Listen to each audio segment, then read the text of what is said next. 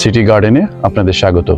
বন্ধুরা, আমাকে যদি কেউ প্রশ্ন করে আপনার ছাদ বাগানের সবচেয়ে মিষ্টি ফল কোনটি, আমি এক কথায় বলবো সফেদা। সেটা দেশীয় হতে পারে কিংবা 12 মাসি থাই ভ্যারাইটিও হতে পারে। বন্ধুরা, এখন কিন্তু খুব সহজেই ছাদ বাগানে আপনি চাইলেই থাই ভ্যারাইটির একটি সফেদা গাছ লাগিয়ে ফেলতে পারেন, কেননা থাই ভ্যারাইটির এই সফেদা গাছগুলি কিন্তু ছাদ বাগানেও দুর্দান্ত পারফর্ম করে। থাই ভ্যারাইটির মধ্যে আবার দুটি জাত রয়েছে, একটি 12 মাসি এবং অন্যটি কিন্তু সিজনাল, অর্থাৎ যেটি 12 মাসি সেটি কিন্তু 12 মাসি ফল দেয় এবং অন্য যে জাতটি রয়েছে সেটি সিজনে একবারই ফল দেয়, তবে সেই ফলটি কিন্তু বেশ বড় হয়, অনেকটা লম্বাটে সাইজ এবং অন্যান্য সফেদার তুলনায় থেকে কিন্তু সেটি আকারে বেশ বড় হয়।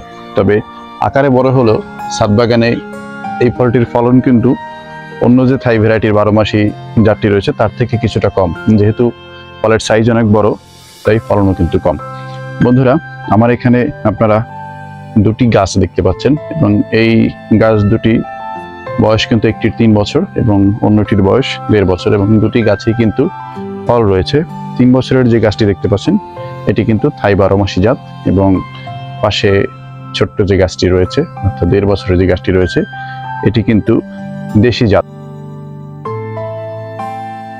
এই যে দেখুন, এখানের এই ডালটিতে কিন্তু ফুল রয়েছে, সেই সাথে কিন্তু মাঝারি আকারের সবেদাও রয়েছে। আবার অন্য প্রান্তে কিন্তু ফুল সবেমাত্র বের হতে শুরু করেছে, এখন মধ্যে ফোটেনি। এরকম 12 মাসি যে ভ্যারাইটিগুলি আছে সেই ভ্যারাইটিগুলিতে কিন্তু এভাবেই একসাথে ফুল এবং ফল থাকে এবং 12 মাসই থাকে। তবে সিজনের সময় এর ফলের পরিমাণটা অনেক বেশি থাকে এবং যখন সিজন থাকে না তখনও কিন্তু গাছে মোটামুটি ভালোই ফল থাকে। আমি 12 মাসই এই গাছটি থেকে ফল কিন্তু পাই। এই সবেদা গাছগুলির ভালো বৈশিষ্ট্য হচ্ছে এটি খুব একটা রোগ প্রকার আক্রান্ত হয় না এবং এটিতে কিন্তু ভাইরাস জনিত অথবা ব্যাকটেরিয়া জনিত যে সমস্ত রোগে আমাদের ছাদ বাগানের অন্যান্য গাছগুলি খুব মারাত্মকভাবে আক্রান্ত হয়, এটিতে কিন্তু সেই সমস্যা নেই।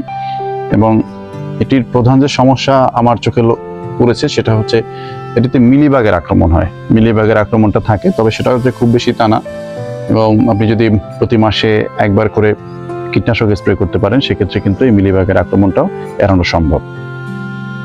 আমার এই ছোট্ট গাছটি কিন্তু ছোট একটি সিমেন্টের টবে রয়েছে এবং দেখুন এটিতেও কিন্তু প্রচুর পরিমাণে ফল এবার এসেছে। এর আগেও ফল এসেছিল কিন্তু সেগুলো পরিমাণে কম ছিল, কিন্তু এবার কিন্তু মাশাআল্লাহ অনেক ফল এসেছে। আপনারা দেখতেই পাচ্ছেন যে প্রতিটি ডালেই কিন্তু একাধিক ফল রয়েছে, সেই সাথে কিন্তু বিভিন্ন সাইজের ফুলও রয়েছে, অর্থাৎ কিছু ফুল ফুটে গেছে, কিছু আবার ফোটার জন্য অপেক্ষারত আছে। এবং বড় গাছটি তো প্রচুর পরিমাণে ফল দিয়েছে এবং এবারও কিন্তু বেশ ভালো ফল এসেছে এবং এগুলোর মেইনটেনেন্স কিন্তু খুব একটা কঠিন না। আপনি যথেষ্ট অযত্ন অবহেলায় রাখলেও কিন্তু সবেদা গাছ আপনার ছাদ বাগানে খুব ভালো পারফর্ম করবে।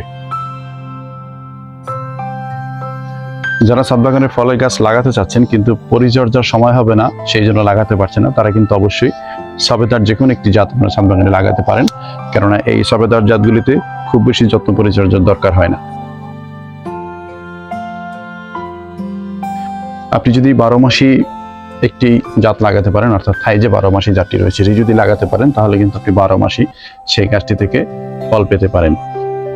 এবং এই গাছগুলির যত বয়স বাড়ে এর ফলনও কিন্তু ততই বাড়ে এবং খুব বেশি যে বড় হয় কিংবা খুব বেশি জায়গা নেয় সেটা কিন্তু না। তবে সবেদা গাছ যদি আপনি করতে চান সেক্ষেত্রে আপনার ছাদ বাগানে যদি পাখির আনাগোনা থাকে তাহলে কিন্তু অবশ্যই আপনাকে সবেদা গাছটিকে জালের মধ্যে ঢেকে দিতে হবে, অর্থাৎ নেটের দিয়ে একটা প্রাচীর করে দিতে হবে যাতে পাখি আপনার সবেদাগুলিকে নষ্ট করে ফেলতে না পারে, কারণ এই থাই ভ্যারাইটির যে সবেদাগুলি রয়েছে এগুলি কিন্তু কাঁচা অবস্থায়ও মোটামুটি ভালোই মিষ্টি লাগে এবং এই ফলগুলি কিন্তু পাখির অত্যন্ত প্রিয়।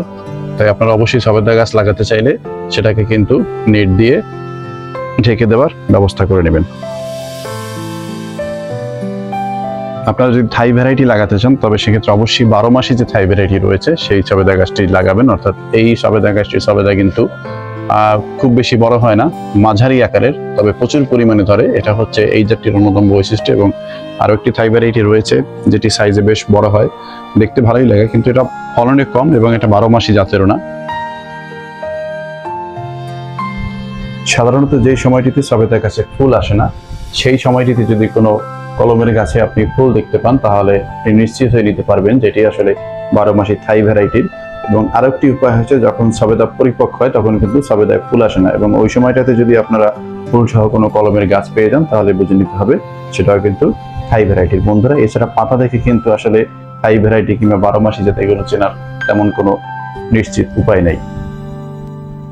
বন্ধুরা, এই ছিল আজকের ভিডিওটি ভালো লাগলে চ্যানেলটি সাবস্ক্রাইব করে পাশে থাকা বেল আইকনটি অন করে নেবেন।